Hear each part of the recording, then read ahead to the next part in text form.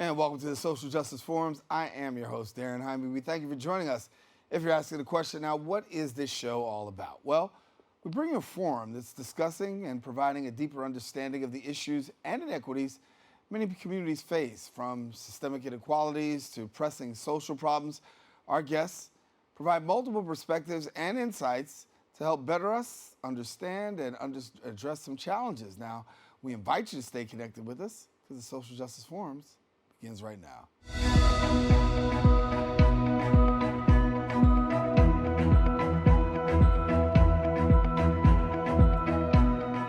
Welcome back. Asian American women represent about under 1% of C-suite leadership in corporate America.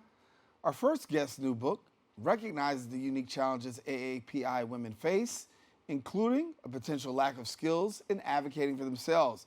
Now, the book aims to empower Asian and South Asian women by equipping them with the essential tools needed to become their own cheerleaders and achieve remarkable success.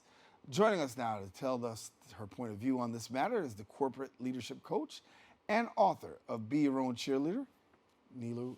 Kaur, and thank you so much for being with us, Neelu. Thank you for having me. Glad to have you. So we talk about this here, we look at the numbers and we say the numbers definitely don't add up. And when you look at those numbers, what's the first thing that comes to mind? There's a lack of us representing. And we have the skills and we have the intellect and we have the capabilities to be the C-suite, but we just don't get the opportunities. And when we talk about ethnicity, we talk about demographics such as that, under 1%, what can we attribute this to? I believe it's because we're not skilled with speaking up. So what happens for Asians and South Asians, whether we are born in those collective we-based cultures or we are raised by immigrants from those cultures, what happens is Asian and South Asians are very we, so it's collective. So it's all about group harmony. You keep your head down, you just work really hard, and you assume that the work is going to speak up for itself. And when you come to corporate America, which is very I-based, so North America is very I-based, and so you talk about yourself, your credentials, and when you come from these collective cultures, it's just not intuitive, it's not something we were taught or modeled. And so when we get it to work, it's really challenging for us. So you got some work ahead of you, right? Yeah. So you're out here and you're educating, you're also the author of a book, and you're educating on this particular part of leadership. What is it that you want people to know when it comes to this? I feel like my main message is to let women know that they have the resources internally to know when to turn up the we and when to turn up the I. So I like to think of it as like a speedometer in a car. So on one side is we and one side is I. And for those of us that live and are very comfortable in the we, I want us to flex and move towards the I. So I want us to talk openly about our credentials, our accomplishments, all of the things that we do. I think it's very viscerally uncomfortable for those of us that come from collective cultures. And so my message in the corporate landscape is to really help women who struggle with this to speak up and advocate. It's hard though, right? When you come from a we, yes. I sometimes speak in third person we, right? Yes. And I do have a hard time sometimes getting to a place of I. I've got some friends that say, listen, you need to say I more often. You need to really talk about what you right. do. It becomes a challenge because you become so, you're the servant, if you will. Right. And you become used to being that. What's the key in making that transition from we to I? One is self-awareness. So knowing that you have this internal dial, right? And so when you are in we situations, you talk about shared deliverables, shared outcomes. When you are in I situations, you talk about yourself, your credentials. So for example, when I am in a team and I'm coaching a team or I'm entrenched in an organization, I will use words like our deliverables, our outcomes, shared deliverables, right? And then when you're on the I side, you talk about yourself, your credentials, and for me, that's in sales development or business development calls, I have to talk more about all of my accomplishments. And I think when we have that barometer internally or this dial, we have to know when to navigate between the we and the I. For yourself, obviously, it's been a long journey, right? Right. And talk about your journey and how you got to where you are today. Yeah, I absolutely suck at self-advocacy. Really? No. Yes, no, I really do. And I think those of us that teach, we need what we teach the most, right? And so for me, I just remember getting downsized or getting fired. Like I had a series of downsizing, series of getting fired, and I never knew what it was because I'm a hard worker, really smart, but I kept getting fired or downsized. And so when specifically in 2013, I was downsized from a large company. And I remember when I was escorted back to my desk, I was escorted as if I was a criminal. They were like, you have 5 seconds or 10 seconds to grab your belongings, and then we have to escort you out of the building. And I looked around, and everyone around me was part of this clique. They were white, they were Caucasian, male, female, and I just remember thinking, they're part of a group or something, they're doing something I don't know how to do. And I think in that moment, I sort of had an aha that they are their own cheerleaders and I just really suck at it.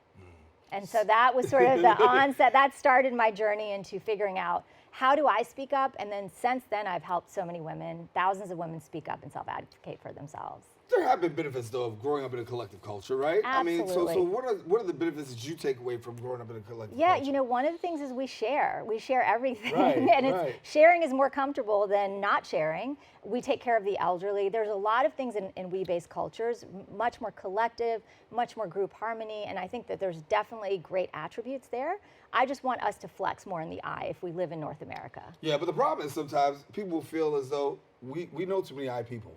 Yes. And they're kind of narcissistic, Correct. right? You know? Correct. So you don't want to become that. And the danger is if I keep becoming this I person, am I doing too much? Am I right? Right. So how do I guard against that? Because that's the internal clock of saying, oh, you know what? I don't want to become this person that I resent and I look at and I despise. I have yet to meet an Asian or a South Asian that's narcissistic in that way. Like I say, if you're asking me if it's coming across narcissistic, it's not. It's that we don't do it, and so just practicing it may feel boastful, but it's something that we must do to excel in corporate America. So for yourself, you take the time of really educating people. You've authored a book, Be Your Own Cheerleader, right? And sometimes you can't be your own cheerleader because you're spending too much time on the sidelines. Right. So what about the sidelines?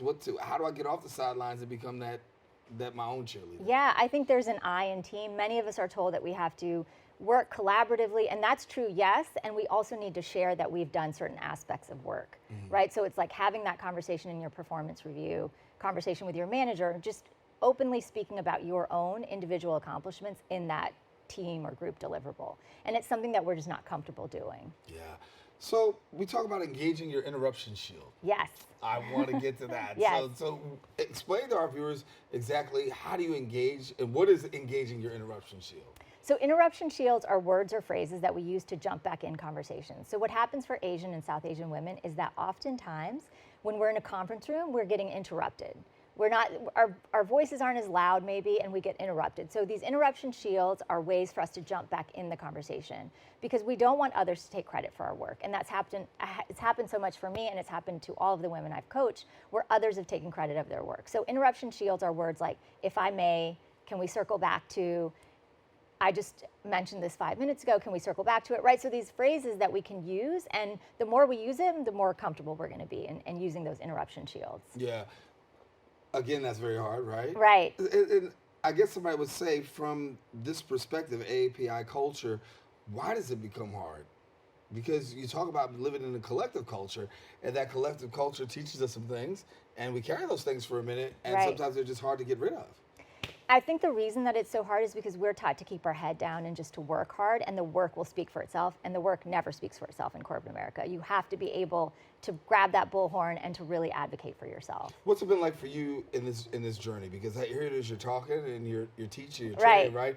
But then you still have to navigate these spaces, whether it's to do the training or whether or not it's just your own interaction in corporate America. Yeah. What's the journey been like for you? It has been challenging, and I have my own techniques that I do before getting on a business development call, because for me, those are the most challenging, where I have to speak openly about myself and my credentials. So I have a whole routine that I do to prep for those calls, and I think I coach all of the women that I work with to figure out their own routine or something that feels comfortable to them before they get into the room for their performance review conversation or before they're about to get interviewed for a job or a role. So in the words of Dr. Phil, how's that working for you? It's working great. I have a thriving practice, so it is working pretty well. And so for people who come, and take advantage of the work that you're doing, the body of work that you're doing, it is a way that you can say, hey, I want to improve myself in the area of being able to effectively communicate and also market myself.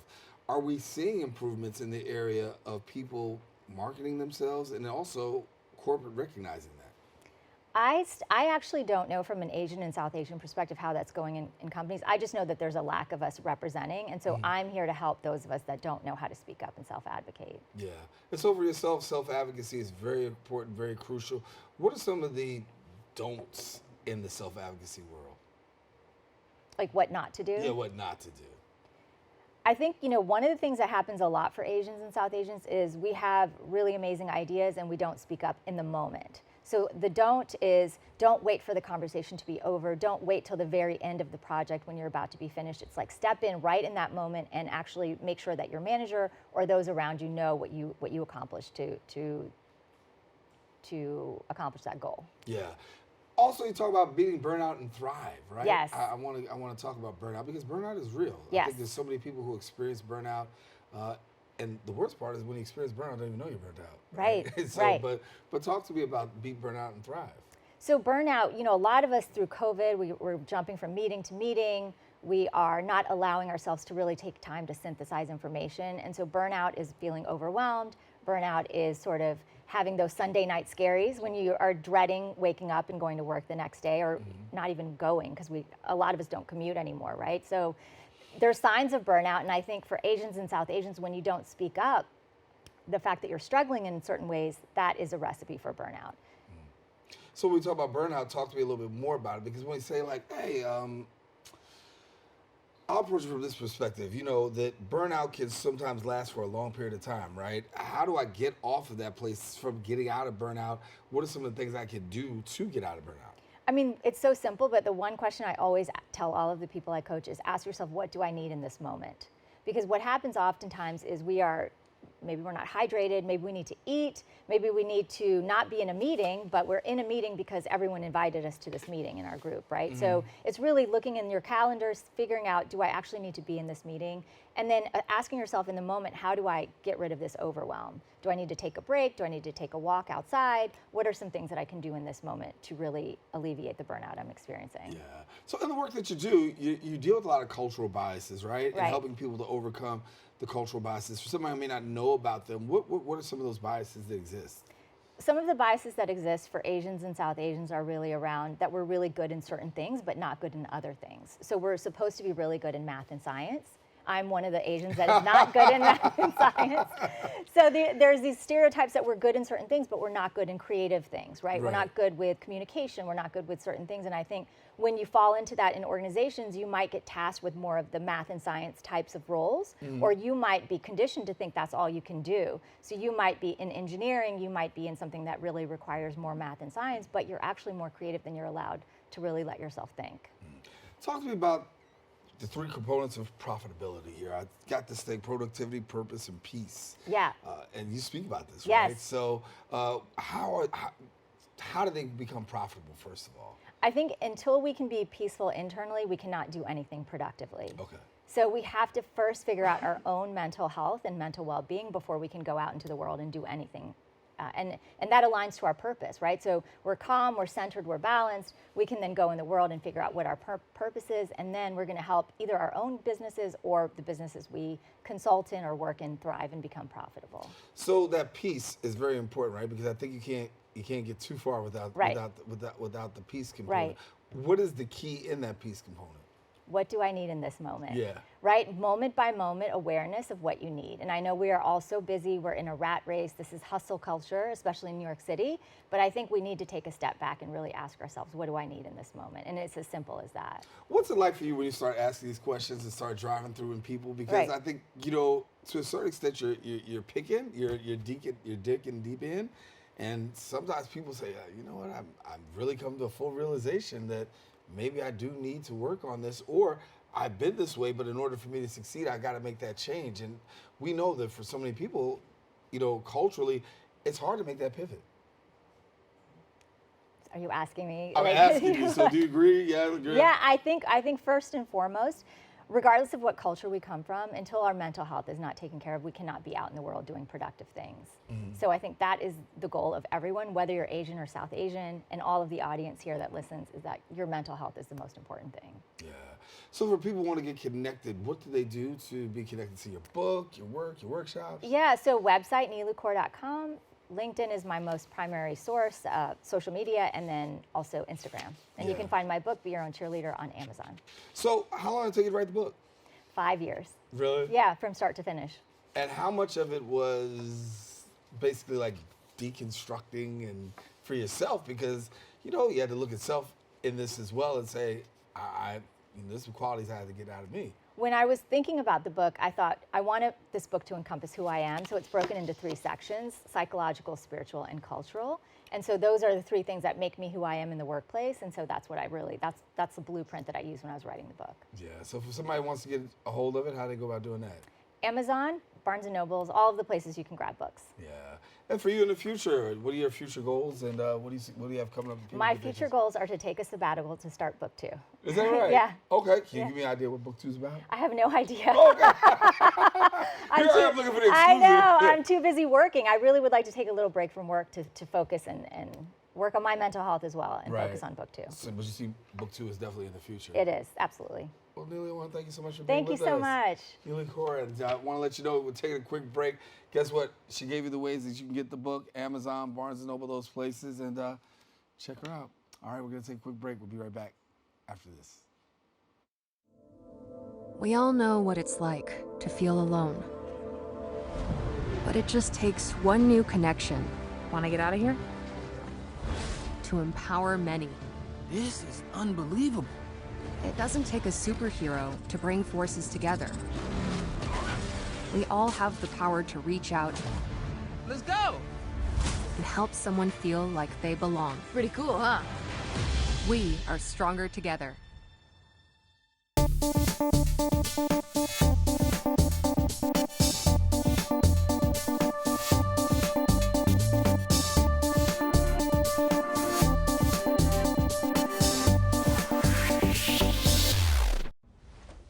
Most hiring algorithms would scream me out. Some bosses couldn't see me as a leader. I've run this place for 20 years, but I still need to prove that I'm more than what you see on paper.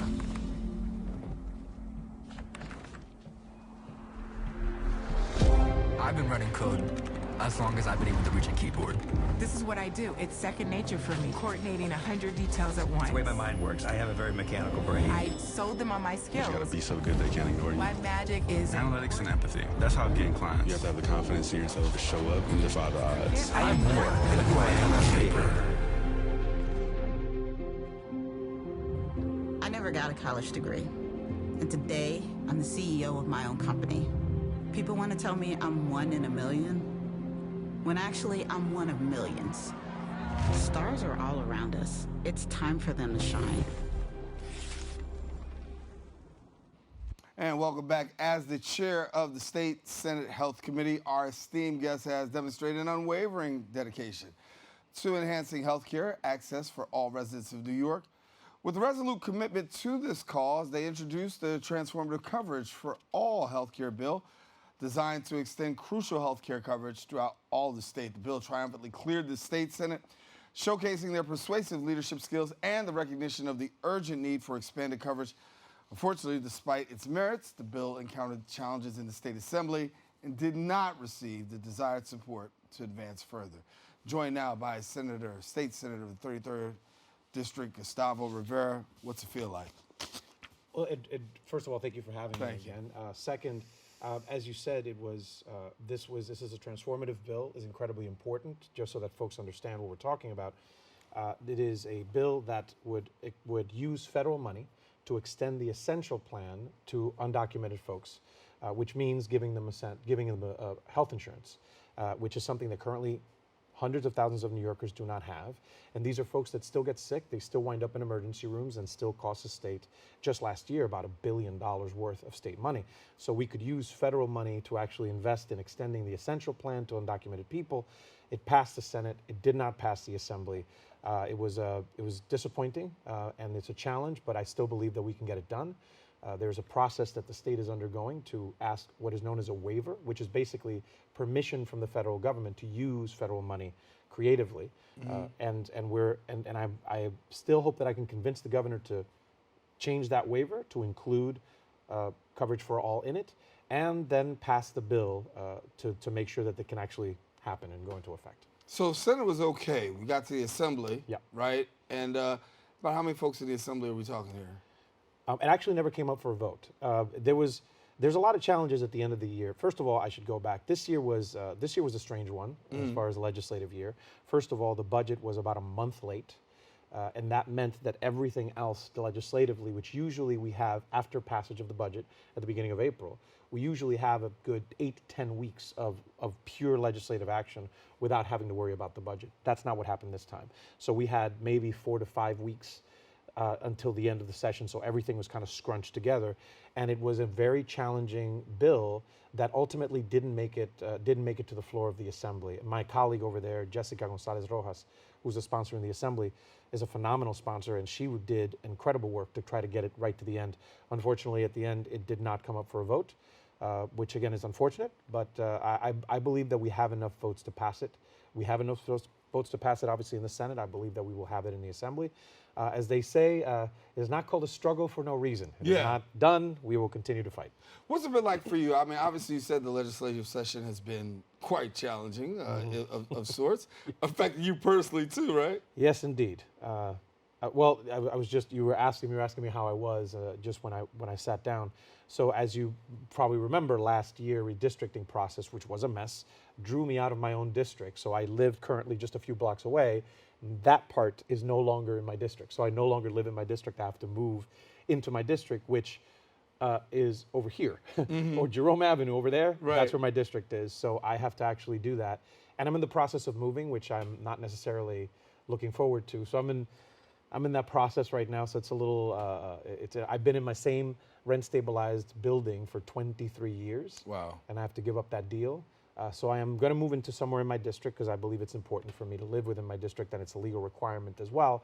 But it's so it just reminded me about how much I love this job. Right. Because if it wasn't because of how much I love doing the work that I do, I would stay right in my rent stabilized apartment, which is the deal that you probably know I'm never going to get again. Exactly. and there's so many people who I know. My sister is one. You know, when you're in those apartments. And I don't want to give it up. You don't want to give it up. But I kind of have to. Yeah. But on the other side of that, though, there's this piece that you understand now what constituents have to deal with, too. Oh, I've always understood that. And that's one of the things. I've been living in I moved to New York in '98. I was living in a dorm for a little bit. Then I bounced around apartments in East Harlem for about a year until 2000 when I moved up here into that building in a rent-stabilized apartment. And I was a student. I moved into a studio apartment in that apartment building that was $600 for a studio back in 2000. Then eventually in 2010, I moved across the hall to a one bedroom when this family left, and I was able to move into that building, into that apartment. And I know that I'm incredibly privileged compared to the bulk of the people that I've represented for my entire time in the Senate. And so I know that rent stabilization, it's why I fight so hard for tenants, and why, for example, as far as the legislative session, another incredibly frustrating bit of it is that we did not get good work on housing done. We were trying to get good housing legislation passed, and ultimately didn't make it past the finish line. That was a very, very frustrating part of it. For yourself, when we look at housing and the challenge of housing right now, a lot of people have concerns. It's almost like you see this new construction going up. You got a lot of New Yorkers saying, I can't pretty much afford where I'm at. How do we combat this housing issue? I think the first and most important part, and we've learned this in my office, I've been there for 13 years, and one of the things that I've learned that is the basic is keep people in their homes. That is first and foremost. If you have someone who has a place to be, make sure that you can keep them there. That means that they're not going to be homeless, right? So you keep people in their homes, which means making sure that we protect rent stabilization so that people can actually afford to live in an apartment. Rent stabilization makes it important, makes it possible for thousands of New Yorkers to be able to stay in their homes. Make sure that we get them legal representation so that when they are in court, they get legal representation. They're not just abused by attorneys representing landlords. So we make sure, that's why we make sure we passed, in the city, we have legal representation. It's a requirement that you be represented if you go before a housing court, and we need to pass that at the state level. So that's number one, keep people in their homes. And then as we encourage the construction of new units, make sure that there are enough of them, that they have deep affordability, and that they have permanent affordability. It's the reason why there was a tax program called 421A, you might have heard about. What it refers to, it was giving tax breaks to developers to put together housing developments that had a percentage of affordable housing units and a percentage market, and they would receive a tax credit for that. And the program, the original one, went away, and many of us, myself included, did not want to see it come back in the same way, because I believe that that program did not create enough units, did not create enough units with enough affordability, and did not create permanent affordability. And those three things, I think, are necessary for any program going forward. So keep people in their homes, make sure that we don't have people outside. So whether it's evictions, we need to make sure that we break them, we stop them. And in the case of homeowners, we need to make sure that they stay in their homes too. So make sure that I have more homeowners now in my district than ever before. So we need to make sure that we aid them to make sure that they can keep their homes. And as we construct new buildings, make sure that these units have there's enough of them, deep affordability, and permanent affordability. So here we are, we talk about redistricting. You have the opportunity now to represent a district that you've never represented before. Correct, a chunk of it. Right. So how do you get around to navigating to that new portion to say, hey, I'm your man, here I am. What's that like? Part of it is just putting myself in front of them, like I have for the entire time that I've been in the Senate. So the district I represent right now, about 50% of it, I've represented for the entire time that I was in the Senate. There's, again, right there on Jerome Avenue and east of it, that chunk, including my district office, is still, the core of my district is still there. Belmont, Concourse, Fordham, etc. But then I have Norwood, which I represented briefly back in 2010. That makes up like 25-30% of it. And then there's the 20 to 30% that is Riverdale that I never really represented. So whether it's folks that I've represented for 13 years, whether it's folks that I represented for just a few months, my goal has been to put myself in front of them, to go to town halls. We do events there. We try to go to events there. I make myself available as much as I can, go to senior centers, visit schools, etc. It's just, again, I want people to get to know me, to get to know my office, to get to know the work that we do, and so have them interact with us. So it'll be in a very similar vein, like what I've done for the entire time that I've been in the Senate, make myself available to my constituency and serve them to the best of my ability. Yeah. I want to talk about Supreme Court legislation that's making its way locally, right? The end of affirmative action. We know that potentially a lot of people in black and brown communities will be affected by the Supreme Court's decision. Your thoughts? The current Supreme Court, and we kind of weren't, this is not a surprise. This is exactly what the prior administration wanted. They wanted a court that would be just destroying the things that we've been able to achieve in the last couple of decades. In the case of just this last week, whether it was the affirmative action. Well, last year, obviously, they got rid of Roe, so obviously the constitutionally protected right to reproductive health care is no longer guaranteed at the federal level. We need to hold the line at the state level. And in the case of just this week, on affirmative action, the notion here is that this sense that people might have that it's as if slavery didn't happen. The reason why affirmative action exists is because you have intergenerational impacts of slavery. And the notion that anyone can say, like these Supreme Court justices, well, that happened so long ago. Why should we be thinking about it? Let's move forward. It's all about equality now. These are things that have had impact for generations upon generations upon generations, whether it's on the ability of where you would live, where you would study, what kind of access you would have to opportunities across the board. That is precisely what this was meant to do. Affirmative action was supposed to help institutions which, if it was up to them, wouldn't allow certain students because they were of, they weren't the right type of students. Right. While they, by the way, you will notice that it did not touch like if your daddy went to that institution, you can still get nepotism. You could still go in there. I forget the name of it, but it's a term for it that refers to if your daddy went there, then legacy. You can go there. Damn. It didn't touch legacy admissions, but it says, oh, but this thing about affirmative action, that's not about that's not about merit. Merit? The Chads and the Dougs that actually have access to it, which might be smart kids, but they only have access because their parents went to that school. And then we're saying that if there's, again, intergenerational racism that has had an impact on everything that people of color, particularly Black Americans, have not had access to, and you're saying that you're going to get rid of it because it's because it doesn't, it goes against equality.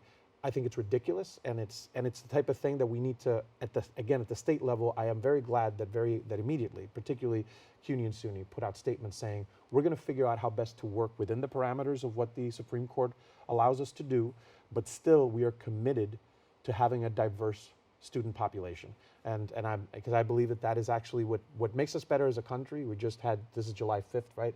July 4th. One of the things that I put on a post yesterday on my Twitter was, let's remember about, let today be a day that we celebrate the possibilities of this country. Right. So let's actually go towards more equality, not less.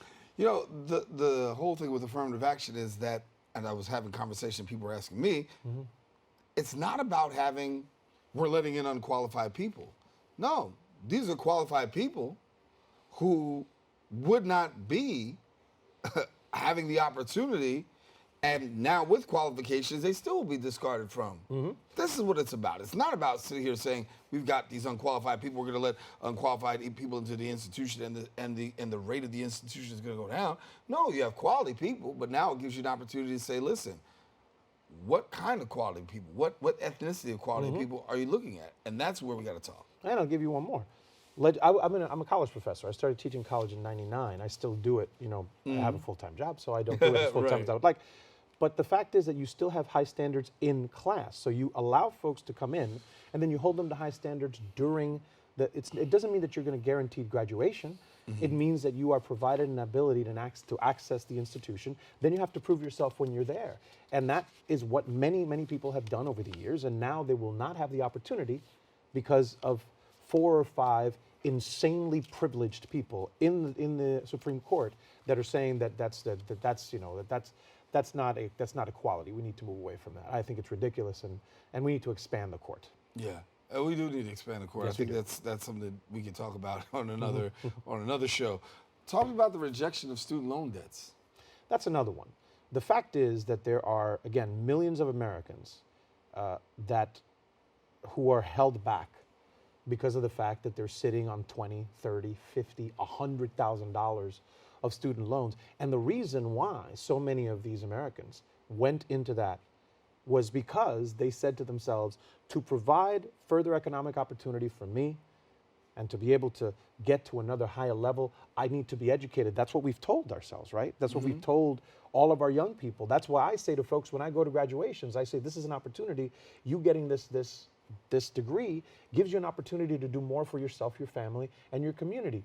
And yet, we're saying to these same folks, well, now you're going to be stuck with that $50, $100, $200,000 of debt, which means that you are locked off from getting other loans, from getting mortgages, from being able to buy a car, maybe, from being able to do anything else.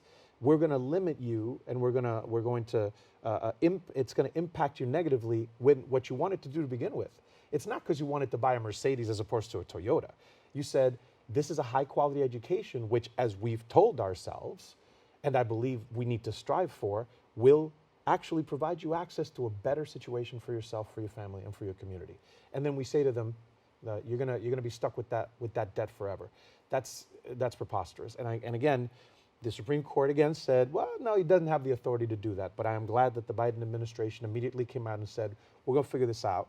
I do think, and Mr. President, if you're listening, I believe that he has the authority to actually cancel student debt. And we have to remember how much we've done to actually bail out the wealthy and corporations, particularly during the pandemic. Then why can't we do the same when it comes to our students? Yeah. I mean, that was a question I was going to ask because I think we hear that so many times. During COVID, before COVID, banks have gotten bailouts, corporations have gotten bailouts, businesses have gotten bailouts, airlines have gotten bailouts. Anything on the line for students? It shouldn't be that difficult. And it's just, again, I told you earlier as well when we were off the air, like it's not called a struggle for no reason. It's there is a constant battle that has to be fought. And in this case, I believe that it's necessary for us at the state level, as well as the federal level, to fight for these things. And at the state level, really think about the things that we can do to fight debt. In this case, find student debt. related, I actually passed a bill related to medical debt, and I remember this. One of the things that I did this year legislatively, I passed a bill. I have a whole slew of bills related to medical debt, and the idea of medical and debt being in the same sentence is an obscenity to me. But anyway, so we passed a bill which would make it so that medical debt would not be included in your credit report. And we passed the bill. The governor hasn't signed it yet. Hopefully she will soon. But when we pass that, and hopefully when the governor signs it, then just because you got sick doesn't mean you're going to have $20, $30, $50,000 worth of debt going into your credit report, which again might make it impossible for you to be able to buy a house, to buy a car, to do other things in your life. So I think that there's a lot of things like that we can do at the state level. It's one of the things that I'm happy about being a state legislator. I think that there's many things that we can do at the state level to protect our folks, and that's just one of the ones that I've been working on. And we talk about the medical debt on the credit report. Where do you see that landing now? I mean, I feel pretty good about where we are. For obviously, as you know, any legislation needs to pass the Assembly, the Senate, and then be signed by the governor. And what people might not know is that you can pass a bill. We can pass a bill in the Senate and the Assembly in March, or in February, March, and April, and then not have it signed for months on end. Part of the reason for that is that the governor has ultimately thousands of pieces of legislation that she has to consider, and so they take them in chunks. And then they ask the legislature to, send us those 10 bills because we considered them and now we know what we're doing. So we are in conversations with the administration about this bill. I feel pretty good about it. Others, there might be there's another process called chapter amendment where the governor says, I like the bill and I'll sign it, but I think we should change this part of it. Right. And so we negotiate that, and so that the governor will sign it, but then we have to pass a chapter amendment at the beginning of next year. So in this case, I feel pretty good about the medical debt one. It hasn't been signed by the governor yet, but hopefully it will be soon. And if so, it will be one of many bills. I passed one bill last year, which would make it so that hospitals and other medical institutions could not put a lien on your home or take away your check. They actually put actually take your payroll, your payment, and actually take some money from it because of medical debt. That's something that happened last year that we were able to get done. Because again, I have a bunch of bills related to medical debt that we need to do. Yeah. Talk to me a little bit about where we are with quality of life issues, because first of all, let's talk about environmental justice. A lot of people concerned, especially, knowing that the Bronx has this number of being 62 of 62 when it comes to help, and yet still facing this latest challenge, wildfires in the air. How have your constituents been impacted? Certainly. I mean, the fact is that, when you have the Bronx being the unhealthiest county in the entire state of New York for so long, that's not an accident, right? That is again, very much related to what we talked about earlier, intergenerational impact of decisions. That's not just something that happened a couple years ago, but something that happened generations ago and then keeps happening. All these roads that were built in the South Bronx, like the Cross Bronx Expressway, all these roadways, without really a thought of how it's going to impact communities, then that means that those communities develop asthma at higher rates than other places. And then you have what we had just a couple of weeks ago, this post-apocalyptic orange glow that actually was, have you seen Blade Runner 2049? No. I'm a nerd, so this is a great movie. But Blade Runner 2049 has a couple of scenes that happen like in a Vegas that's been taken over by this desert winds, and it looks exactly like it did outside in New York City during those days, that orange glow. It was crazy. But then you have that happen, and you have places that have high rates of asthma, so high rates of respiratory ailments, they get struck even worse. So very much like during the pandemic, right? You saw that there's places that are already hurting, and then when you take something that impacts everybody, it obviously doesn't impact everybody the same. The folks that are already on a lower rung are going to be impacted even worse. So I do think that that's one of the reasons why, for example, when we're talking about earlier the expansion of coverage for all, the notion that you would be expanding the essential plan to undocumented people, many of whom are New Yorkers, are Bronxites. They're undocumented folks, but they still work every day. They do everything that they need to do, and they get sick, and they wind up in hospitals, and then we pay for it. How about we get from federal money to be able to pay for that? Or the bigger bill that I'm going to pass before I retire, brother, New York Health Act, which is getting reintroduced pretty soon, which would guarantee health care to every single New Yorker, creating a single payer system in the state of New York. Why? Because I believe that access to health care is absolutely a right, and that we should build a system that actually gets to it. But yes, these types of things impact places that are that are poorer, that are already in dire straits, and then when these types of things happen, it impacts those communities worse. Yeah. What should we be keeping our eyes out for you from your district and the work that you got coming up as we get to? Well, what I would tell it is that I am, even though I'm not a fan of the summer, even though I was born and raised in Puerto Rico, this heat is not a friend of mine. But now that I'm not in Albany and that it is not cold outside, that means that there's going to be a lot of things happening in the community that I'm going to be visiting all over my district. I would encourage folks to call my office. I'm sure that the number has appeared at some point, 718-933-2034. Our offices are 187th in the concourse, so people should visit. That's kind of central because my district is, goes all the way to the Yonkers line, but goes all the way to Van Nest and Morris Park. So it has, and I have, Pelham Parkway and everything. So people should visit my office. People should call my office. And also, as I said earlier, kind of a little spoiler, very soon there will be a reintroduction of the New York Health Act, and we believe that there's good momentum going into next year on that bill. Sounds good to see you, brother. It's great to see you, my man. Hey, thank you for the enjoy. invitation. Hey, I'm glad to have you. All right. Well, listen, take a quick break. We'll be back with more after this. Where did the time go? Somehow I lost all those years. Where did the time go? I don't know how I got here. Or how did I get here?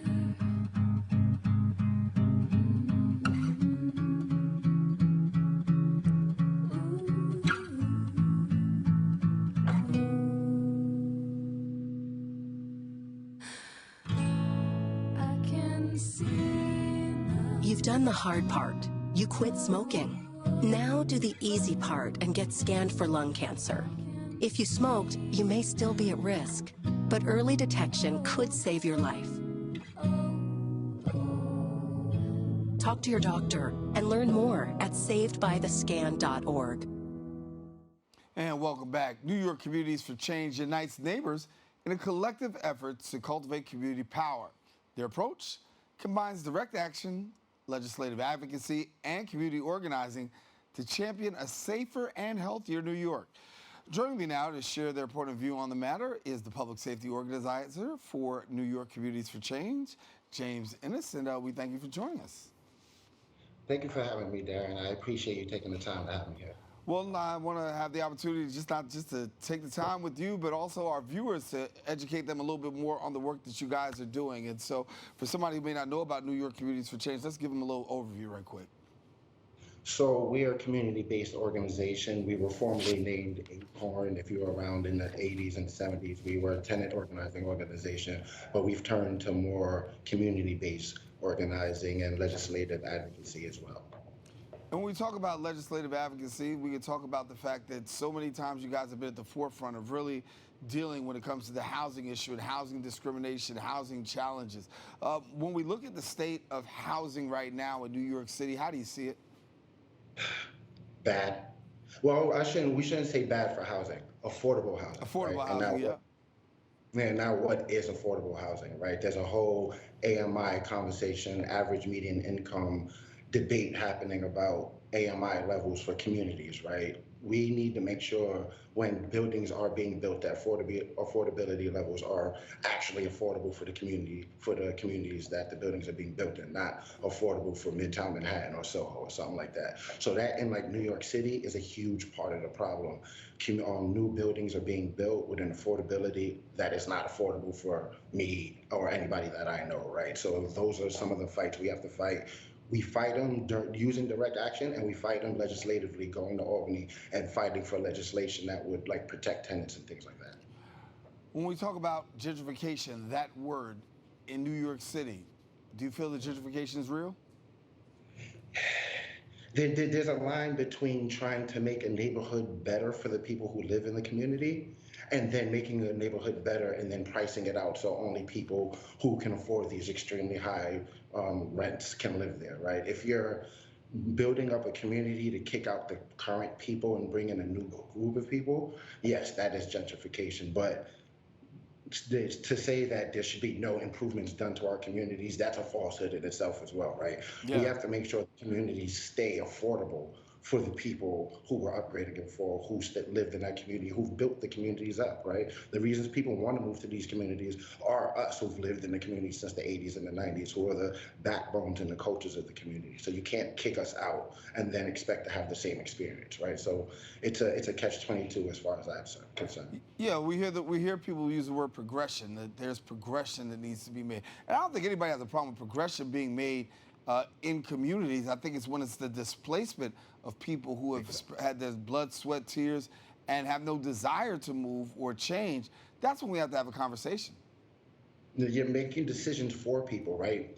Based on income, and that's not American, that's not New York, and that's not the Bronx. I'll take a step back to say I'm a born and raised Bronxite. I'm from Allerton Avenue on White Plains Road. I live in the community that I grew up in still on purpose. I work in the community to build the community up because that's something that's needed as well. But I'm from the Bronx and I care about the Bronx, and we can't just have people at higher incomes moving in and displacing all of the rest of us just because it's progress, because it's not progress. It's displacement and gentrification, like you said.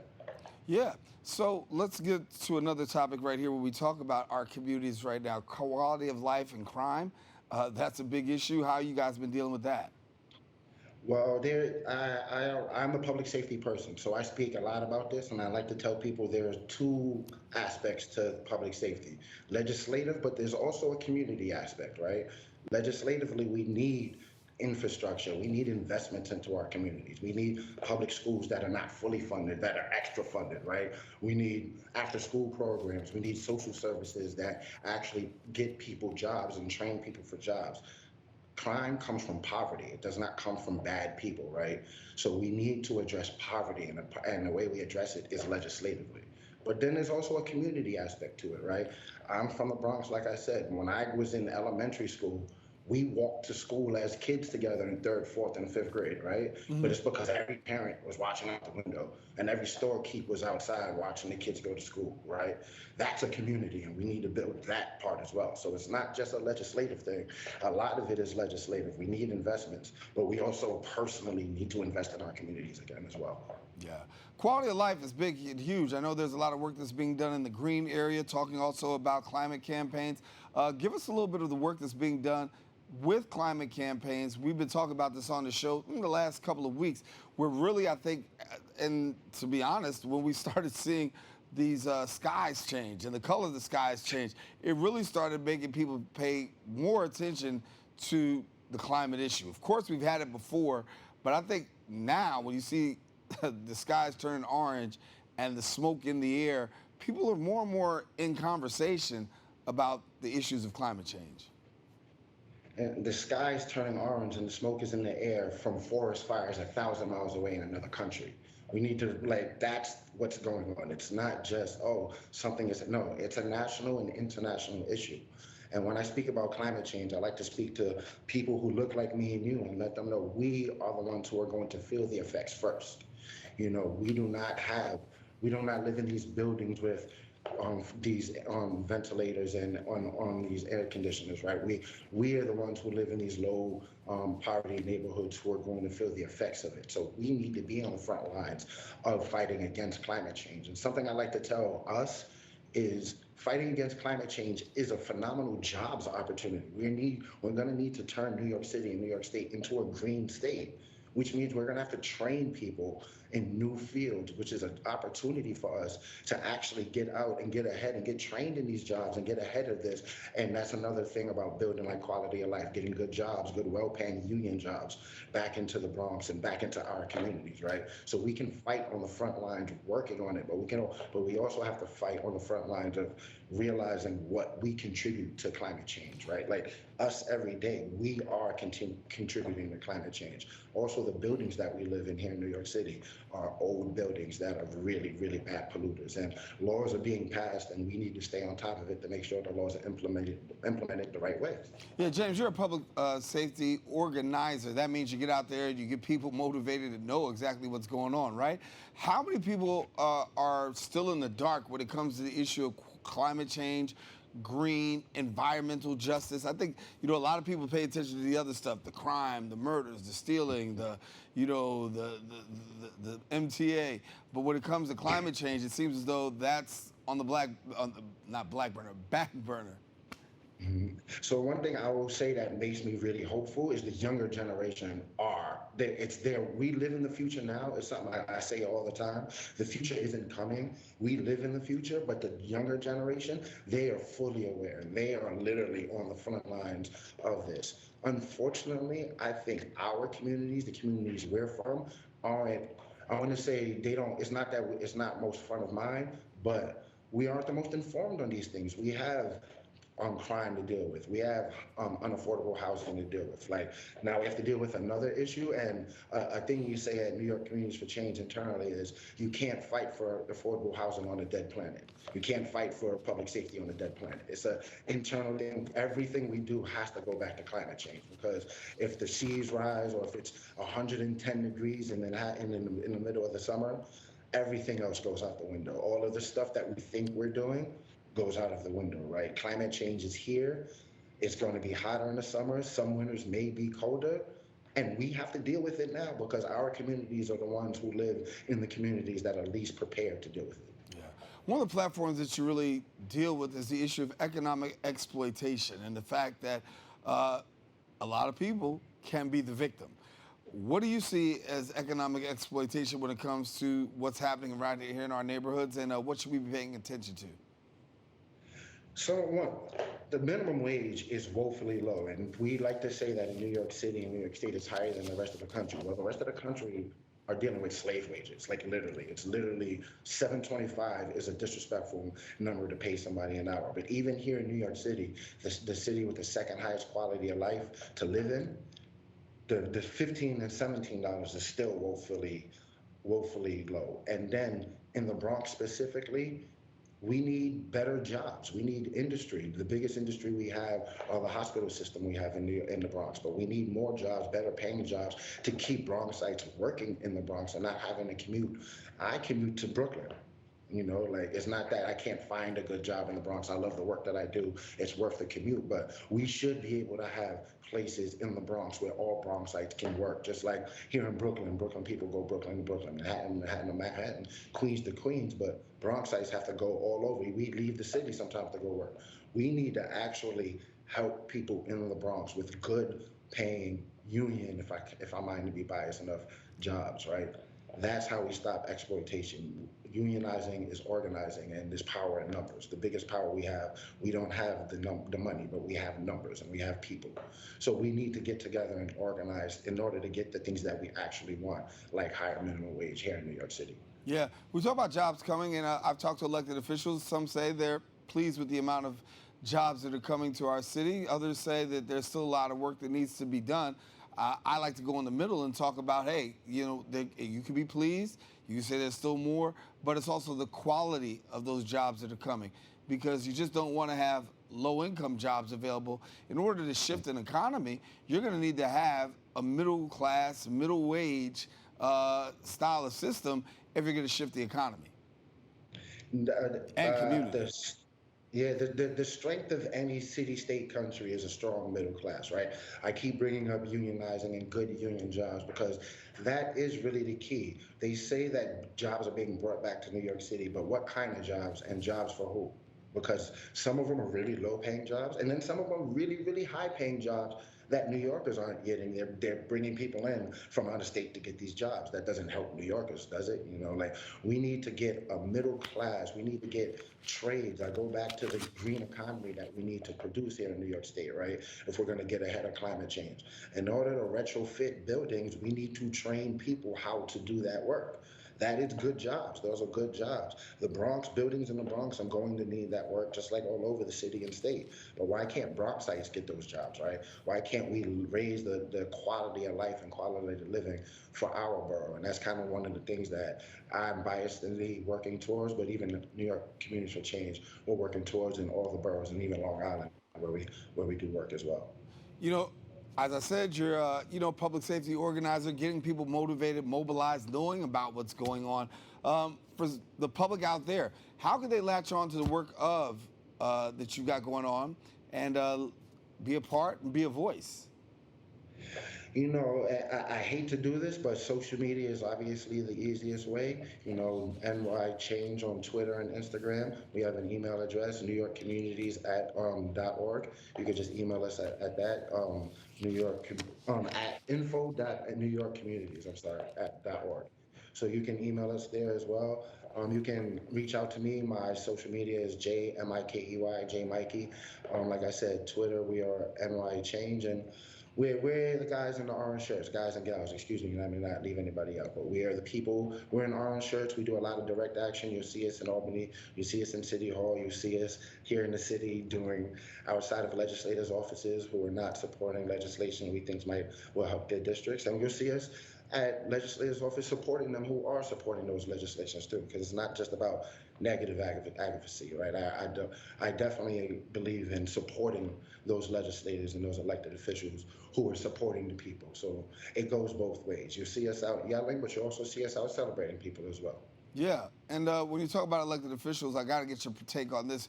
Are they more receptive these days, knowing how the community has changed, the quality of life has changed, the issues still remain the same, and sometimes in some cases have gotten progressively better?